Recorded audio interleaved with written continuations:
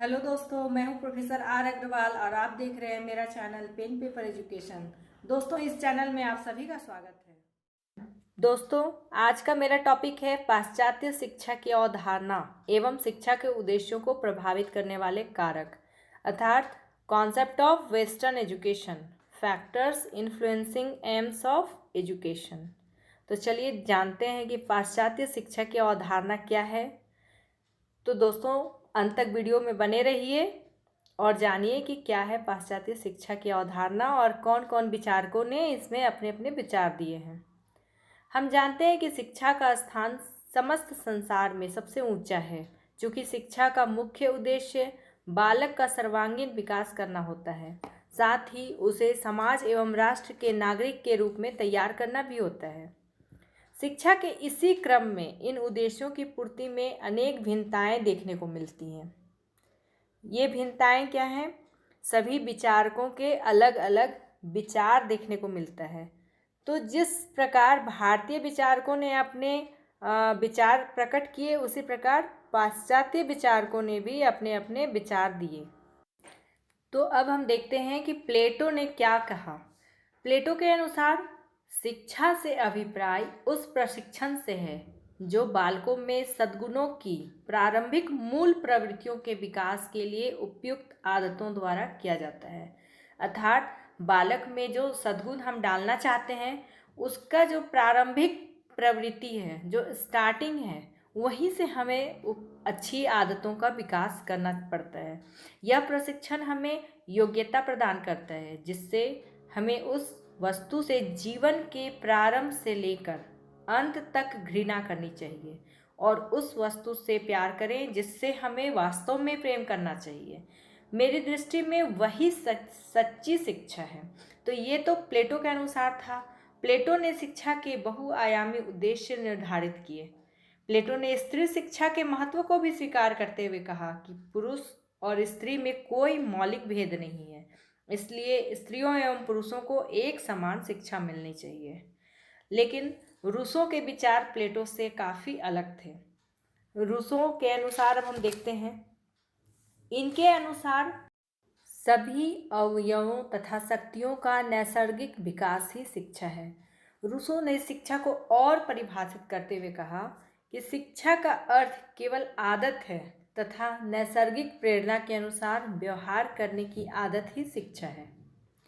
स्त्रियों की शिक्षा के संबंध में रूसो का विचार काफ़ी निराशाजनक है और प्लेटो से उनका विचार एकदम ही अलग है। उनके विचार महिला शिक्षा के विरोधी प्रतीत होते हैं। उन्होंने महिला शिक्षा को इसलिए आवश्यक माना ताकि वे पुरुषों के योग्य बन सकें, न कि वे खुद अपने लिए कुछ करें। रूसो के अनुसार क्या विचार थे लड़कियों के लिए, यह सुनिए। लड़कियों को शुरू से ही सभी कार्य करने की आदत डालनी चाहिए। स्त्रियों की प्रवृत्ति पढ़ने लिखने की ओर नहीं होती, इसलिए यदि वे पढ़ाई लिखाई में स्वयं रुचि न लें तो उन्हें पढ़ाना लिखाना व्यर्थ है। उन्हें गृह कार्य में निपुण बनाना चाहिए और कताई बुनाई, गृह कला, मनोविज्ञान आदि क्षेत्रों में उनको प्रोत्साहित करना चाहिए। अभी आज वर्तमान में हम देख रहे हैं कि लड़कियां तो पुरुषों से भी आगे निकल चुकी हैं। तो रूसो के विचार कहाँ मेल खाते हैं वर्तमान में? आज कौन सा ऐसा क्षेत्र है जहाँ लड़कियां आगे नहीं हैं? क्लास में नंबर्स जो लाती हैं वो भी लड़कियां ही हाई स्कोर करती हैं, लड़के तो मुझे लगता है कि वही पीछे रह जाते हैं। तो रूसो के विचार इस मामले में, इस क्षेत्र में बिल्कुल ही प्रासंगिक नहीं लगता है। उनके अनुसार धार्मिक शिक्षा स्त्रियों को दी जानी चाहिए। उनका कहना था कि वे थोड़ा भी पढ़ लिख गई तो काफ़ी है। वे यानी स्त्रियां, एक सुसंस्कृत स्त्री अपने पति, बच्चों, परिवार तथा नौकर के लिए आपत्ति होती है, उनका यह भी मानना था। रूसो की इस विचारधारा से स्पष्ट है कि वह परंपरावादी तथा दक्यानुसी विचारों के थे। आज के प्रजातांत्रिक युग में रूसो के विचार अप्रासंगिक हैं। अब हम देखेंगे कि जॉन ड्यूवी के अनुसार क्या है। जॉन ड्यूवी ने क्या विचार प्रकट किए। उनके अनुसार हमारे अनुभवों के परिवर्तित एवं संशोधन होने का नाम ही शिक्षा है तथा इसी परिवर्तन एवं संशोधन के साथ ही अनुभव सामाजिक गुणों से युक्त हो जाता है। और इन गुणों को स्वयं में प्रविष्ट कराने के लिए यह व्यक्तिगत कुशलता पर बल देता है। अर्थात जॉन ड्यूवी चाहते थे कि हम जो अनुभव करते हैं और जो आसपास के अनुभव में थोड़ा बहुत जो संशोधन हम कर सकते हैं, जो परिवर्तन कर सकते हैं, वही शिक्षा है।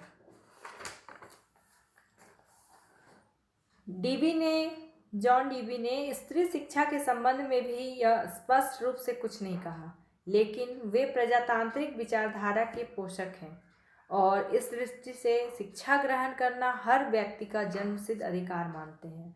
साथ ही उन्होंने प्रजातंत्र को सहजीवन का प्रतीक माना है, यानी हमारे साथ साथ चलने वाले जो जीवन में होते हैं उसको अपना प्रतीक माना और इसे आदर्श समाज के लिए आवश्यक माना।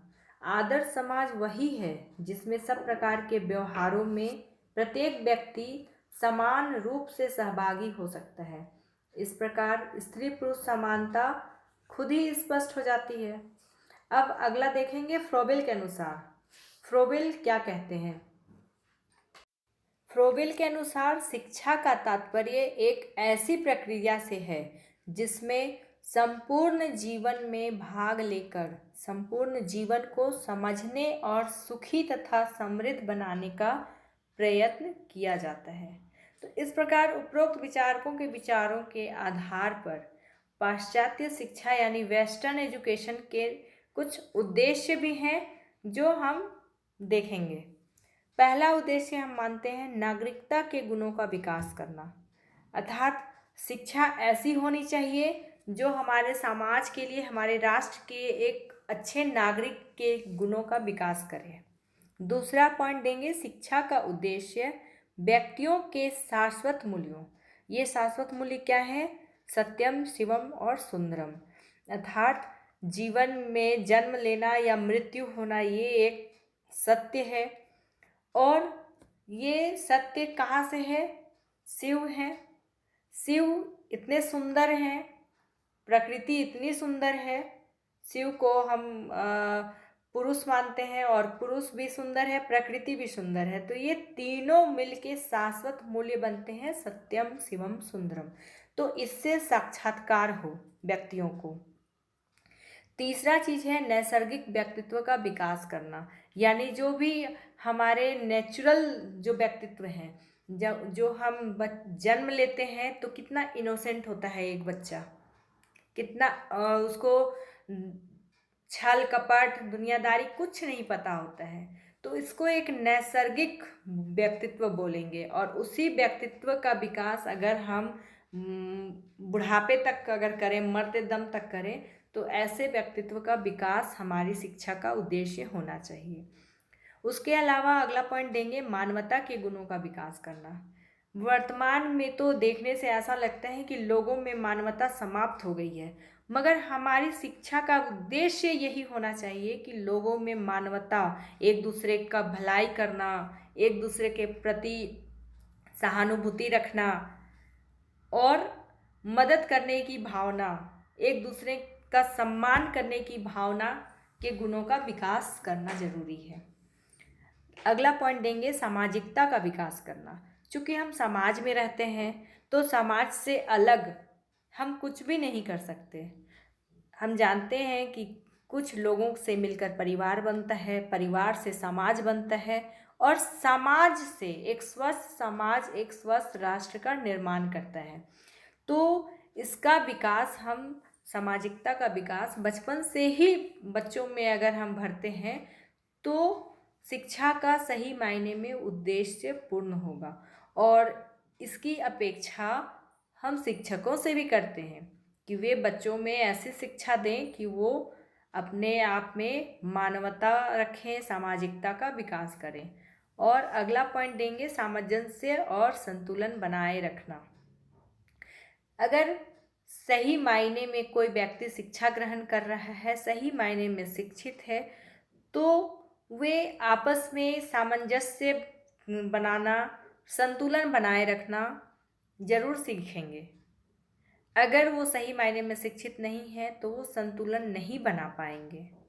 तो इस प्रकार हम देखते हैं कि क्या क्या उद्देश्य थे अंत में जैसा कि मैं हमेशा बताती हूँ आपको कि अंत में निष्कर्ष या सारांश देना जरूरी है। तो चलिए हम देखते हैं कि क्या निष्कर्ष हम दे सकते हैं इस प्रश्न का।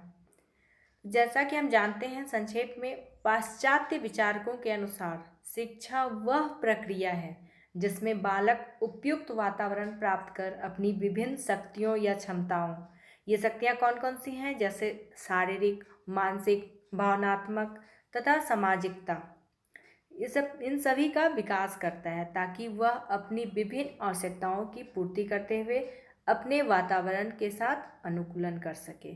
तो इस प्रकार पाश्चात्य विचारधारा की अवधारणा और शिक्षा के उद्देश्य समाप्त हुए।